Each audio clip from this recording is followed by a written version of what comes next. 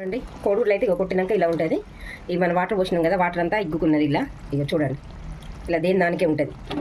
మనకు కోడిగుడ్లు కొట్టిపోయేగానే కలబెట్టొద్దు, ఫ్రై కాకుండా ఇట్లా ఇట్లా కొట్టిపోసి దేని దానికి ఇలా ఉంచాలి.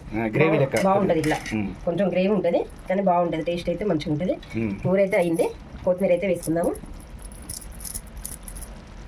వీడియో నచ్చితే లైక్ చేయండి, షేర్ చేయండి. మీరు ఇలా వండుతారు ఎగ్ కర్రీ, సబ్స్క్రైబ్ చేసుకోండి ఫ్రెండ్స్. మీరు కూడా ఇలాగే వండుతారా? నేనైతే ఇలా వండుతాను.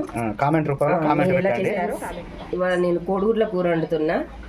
చూడండి కోడిగుడ్ల కూరకు కావాల్సినవి ఉల్లిగడ్డలు, పచ్చిమిర్చి, కోడిగుడ్లు, కొత్తిమీర. దివ్య ఊరికి అడుగుతుంది కదా, దివ్య ఇది నీకోసమే వండుతున్నా.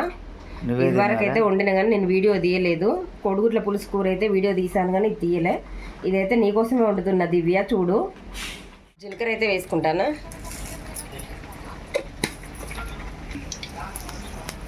పచ్చిమిర్చి, ఉల్లిగడ్డలు కొంచెమే అండి ఇది, ఎందుకంటే మాకు పుల్లగంద కూర ఉన్నది. మా బాబు కోసం వండుతున్న 3 కోడిగుడ్లు. మాకైతే పుల్లగంద ఉన్నది. దివ్య కోసం వండుతలేవా? దివ్య కోసం, మా కొడుకు కోసం, మా కోడలు మా కొడుకు కోసం. ఇది అయితే వేగిపోతున్నాయండి. ఉల్లిగడ్డలు అయితే వేగినాయి కదా, ఇప్పుడు అల్లం ఎల్లిగడ్డ కొంచెం వేసుకుందాం. పేస్ట్, అల్లం ఎల్లిగడ్డ పేస్ట్, కొంచెం పసుపు,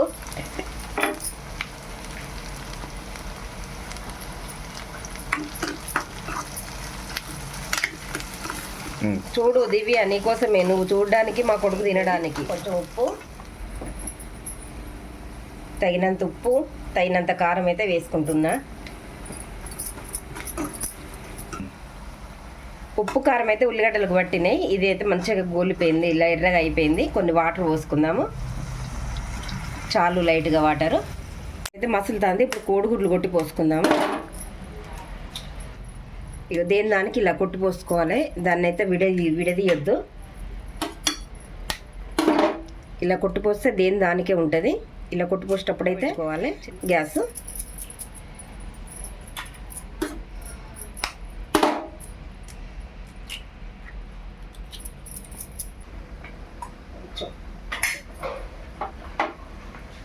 అవుతుంది. ఇదిగా కొంచెం ధనియాలను జీలకర్ర పొడి ధనియాలను మసాలా